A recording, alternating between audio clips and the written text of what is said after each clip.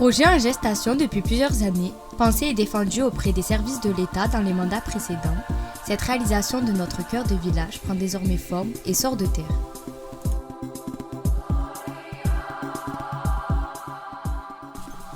Après la construction des infrastructures routières et des réseaux, après les études hydrauliques et les dossiers réglementaires et lois sur l'eau garantissant la sécurité des habitations en aval, après la création des bassins de rétention des eaux pluviales qui en ont découlé, la construction des bâtiments est désormais en partie terminée ou en cours de construction pour une autre partie.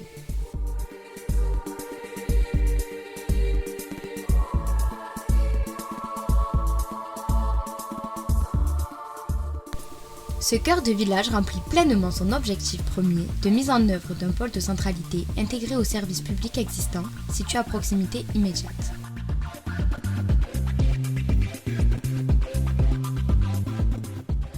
Au centre de la mairie, des écoles, la poste, la médiathèque et l'espace Nelson Mandela, ce pôle mixe logement au sens large, service à la population et commerce.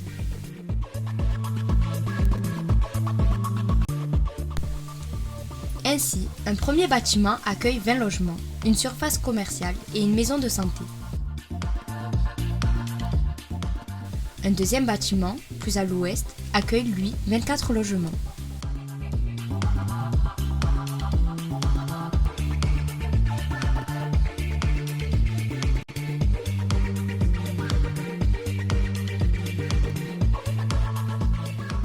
Ces 44 appartements, avec balcon ou jardin privatif, allant du T2 au T4, sont aujourd'hui tous livrés et occupés. Plus de la moitié du parc de logement a été attribué à des juguérosiennes et juguérosiens en attente d'un logement digne, non énergivore ou plus adapté à leurs besoins. Des jeunes natifs de la commune ont eu l'occasion de prendre leur envol dans ces logements. C'est une vraie satisfaction, pour eux comme pour nous. Comme la vie est un cycle, d'autres logements sont occupés par des seniors, désireux de vivre en appartement plutôt qu'en pavillon, et en besoin de rupture d'isolement social.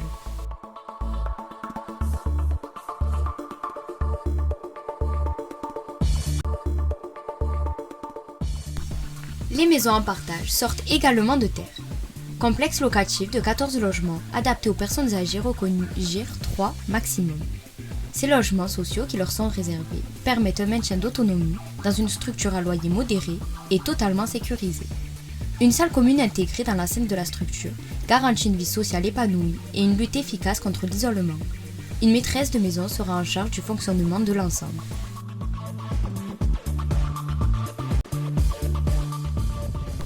Cette opération spécifique, portée par le logis Sévenol et la commune, a pris quelques mois de retard. Il est en effet important de rappeler que cette opération, mais aussi celles citées avant, ont été lancées en sortie de la crise sanitaire du Covid et juste avant une période d'instabilité importante sur fond de guerre en Ukraine, de pénurie des matériaux et d'inflation galopante. Malgré ce contexte compliqué, l'ensemble des partenaires a su faire face et trouver des solutions pour limiter l'impact sur l'avancement des différentes opérations. La livraison devrait être effective fin 2024, début 2025. Dernier concept intégré à ce pôle de centralité, les maisons abordables. Permettant une accession à la propriété à un prix maîtrisé, 6 des 10 lots sont déjà vendus et en cours de construction suite aux nombreuses communications municipales. Ainsi, cette forme d'achat permet de pouvoir acquérir un terrain viabilisé et une maison avec la garantie d'un budget maîtrisé, puisque demandant un investissement ne dépassant pas les 200 000 €, y compris toutes les taxes obligatoires. Là aussi, la majorité des lots ont été cédés à des juguérosiens ou à des proches de juguérosiens désireux d'accéder à la propriété mais ne disposant pas de budget conséquent. Retour sur notre bâtiment central. Il accueille des logements sur les étages supérieurs, mais aussi des surfaces de services et commerces en rez-de-chaussée. Nous sommes heureux de voir l'ouverture depuis début janvier de notre maison de santé pluridisciplinaire. Cette structure comprend le cabinet du Dr Tessadri, partenaire et volontaire depuis la première heure de ce projet. Désormais en réseau avec la maison de santé Fidéris de la commune voisine Saint-Martin-de-Valcalque, elle est le seul outil qui permet d'espérer pouvoir garder une médecine dite de campagne sur notre commune. Pour ne pas devenir un désert médical, il est aujourd'hui indispensable d'avoir au préalable une possibilité d'accueil des praticiens. C'est désormais chose faite et nous allons tout mettre en œuvre pour que le deuxième cabinet de consultation disponible soit rapidement occupé. La collaboration avec Fidéris et la structure saint-martinoise devrait être un atout supplémentaire.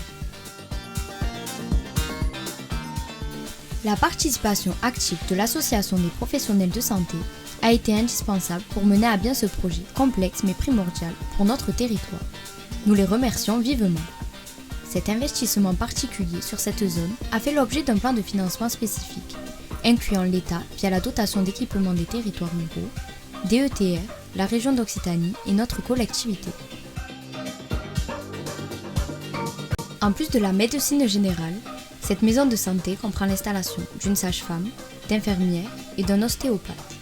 Ces professionnels viennent compléter les services et soins délivrés par le réseau infirmier communal, déjà très actif et en place.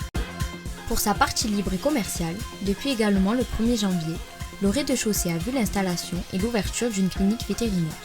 Ce nouveau service vous permet, mais aussi permet aux habitants des communes voisines, de pouvoir soigner et prendre soin de leurs fidèles amis à quatre pattes. L'offre importante faite par le tissu commercial existant, qu'il soit le long du CD 904, dans la zone artisanale des Agonèdes ou au village, où l'on trouve boulangerie, boucherie, fleuriste primeur, petite restauration burger, bar PMU, pizzeria, coiffeur, tatoueur, onglerie, point relais colis, vente de vêtements, salle de sport et tout notre réseau d'artisans permettent une vie communale vivante et attrayante. Cette offre existante se voit étoffée par l'arrivée à ce même rez-de-chaussée d'une surface de vente miellerie et de produits cosmétiques naturels, une coiffeuse et une psychologue. Un seul local d'environ 120 m² reste aujourd'hui libre. Nous souhaiterions y voir se créer un restaurant traditionnel ou brasserie, offre qui n'existe plus sur la commune aujourd'hui et qui aurait pleinement sa place dans ce nouveau lieu de vie. Après plusieurs essais non fructueux, nous espérons rapidement trouver un porteur de projet pour cet espace dédié à la restauration. L'avenir nous le dira. La mixité annoncée et attendue est bien au rendez-vous. Mixité du logement, mixité sociale, mixité des âges, mixité de la typologie des logements avec de la location, accession à la propriété, logement adapté, mais aussi services, commerce et les professionnels médicaux et paramédicaux. Ce pôle appelé cœur de village se tourne résolument vers l'avenir et accompagne notre commune pour son passage aux plus des 3500 habitants. Le recensement qui va démarrer confirmera l'augmentation de notre population et décomptera certainement près de 3600 habitants. Ce cap n'est pas que symbolique, et avec la loi SRU, il nous impose des nouvelles règles de gestion et d'administration de notre commune, dont celle de produire un minimum de 20% de logements dits sociaux. Loin de nous permettre de remplir cette obligation, ce nouvel ensemble permet d'en prendre la direction. Au-delà des obligations légales, nous avons fait le choix de maîtriser ce développement et de ne pas laisser cette production de logements aux seuls bailleurs privés. Gérer, c'est maîtriser, et maîtriser au maximum notre développement et être volontaire plutôt que de subir est la seule garantie de ne pas devenir une simple cité dortoir et de rester un village où il fait bon vivre. Saint-Julien-les-Rosiers a une âme, il a désormais en plus un cœur de village. D'autres actions vont permettre de poursuivre ce développement maîtrisé. Avec l'aide de l'établissement public foncier, nous continuons à acheter des terrains en capacité de recevoir des futurs projets. Ainsi, 2024 verra la mise en place d'une procédure de mise en compatibilité du PLU afin de pouvoir développer un futur projet prenant place sur la partie ouest de la zone en continuité de cet espace. Parking, parcelle dédiée à la mise en œuvre d'un projet d'intérêt intercommunautaire ou communal, espace permettant la création et ou le déplacement d'équipements sportifs, et une nouvelle construction d'une trentaine de logements. C'est ici l'occasion de remercier vivement le Logis Sévenol, bailleur social et son directeur M. Spagia, qui s'est déjà positionné comme partenaire sur cette opération de production de logements. Partenaire fidèle sur les bâtiments déjà livrés, le Logis Sévenol nous permet d'avoir cette maîtrise tant attendue par tous. Oui, comme tout le territoire national, notre village change. Oui, notre village évolue et grandit, mais nous mettons tout en œuvre pour accompagner au mieux cette transition, avec là aussi un seul objectif, ne pas subir. Nous n'oublions pas pour autant nos fondamentaux et la philosophie qui nous anime depuis toujours. Le bien-être de notre population et en particulier celui de nos anciens et de notre jeunesse. Pour nos seniors, en plus des actions déjà menées, la livraison des maisons en partage est une réalisation majeure qui leur est destinée et qui s'inscrit dans le temps. Pour notre jeune population, 2 projets d'envergure vont prendre forme en 2024. En premier lieu, les écoles maternelles. Après l'agrandissement et la récente rénovation des écoles primaires, c'est maintenant les écoles maternelles qui vont être rénovées et agrandies. Un dortoir plus grand et plus adapté va être construit pour les plus petits, une classe supplémentaire va également être mise en place, et un réaménagement des espaces fait afin de gagner en confort d'utilisation. Une rénovation énergétique va également être menée afin de rendre le bâtiment plus confortable, moins énergivore et donc plus vertueux pour l'environnement. Comme pour les autres bâtiments communaux, à cette rénovation va s'accoupler la mise en place de moyens de production d'énergie solaire afin de maîtriser les consommations en énergie électrique. Deuxième dossier important pour 2024, la construction d'un nouveau restaurant scolaire. 3 à l'étroit pour avoir un service de qualité permettant un temps de repos et d'apaisement pour la prise du repas pour nos enfants. La cantine existante a été cette année agrandie provisoirement. Aussi, un cabinet d'architecture a été retenu en 2023. Un projet monté en collaboration avec les services a été élaboré par ce cabinet Imago et un permis de construire a été récemment déposé. Ce permis prévoit la construction d'un nouveau restaurant scolaire de 400 m² environ, soit plus du double de la surface existante. Situé à l'arrière des écoles maternelles sur un terrain acheté l'année dernière, il permettra l'accueil de 200 enfants dans des conditions optimales, avec un accès direct sans sortir de l'enceinte scolaire depuis les écoles maternelles, mais aussi des écoles primaires. Construit selon les dernières normes et employant des méthodes innovantes, il sera très vertueux en matière environnementale. Ces 2 projets vont voir le jour pour un coût d'un peu plus de 2 millions d'euros. Le plan de financement est en cours de validation et là encore, nous espérons que les aides, et en particulier celles de l'État, seront au rendez-vous. Le conseil départemental du Gard nous a déjà assuré de son soutien. Merci à notre binôme de conseillers départementaux, Cathy Villecholet et Ghislain Chassari, pour avoir défendu notre dossier. Nous écrivons avec enthousiasme, mais aussi avec beaucoup de sérieux et d'attention, cette nouvelle page pour notre village. Tournée vers l'avenir, en s'appuyant sur le passé, cette volonté s'inscrit dans notre objectif de développement mesuré et maîtrisé, tout en respectant les obligations réglementaires et éviter les sanctions. Avec une maison de santé pluridisciplinaire, de nouveaux services à la population et plus de la moitié des logements sociaux occupés par des geôliers rosiens, le constat est fait. Ce cœur de village est bien destiné aux geôliers rosiens et sera au service de notre population. Le programme annoncé est respecté et sa pertinence aujourd'hui démontrée.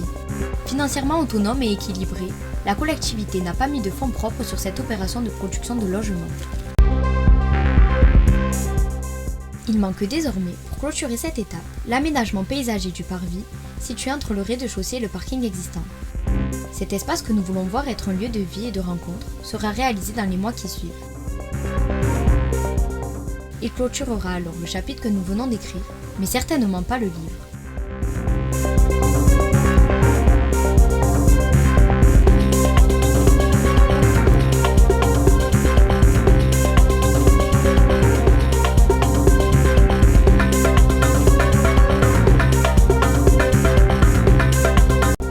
Nous l'avons déjà dit, mais nous prenons plaisir à le dire. Saint-Julien-les-Rosiers, notre village, a une âme. Il a désormais en plus un cœur de village. Cœur de village, cœur de village, cœur de village.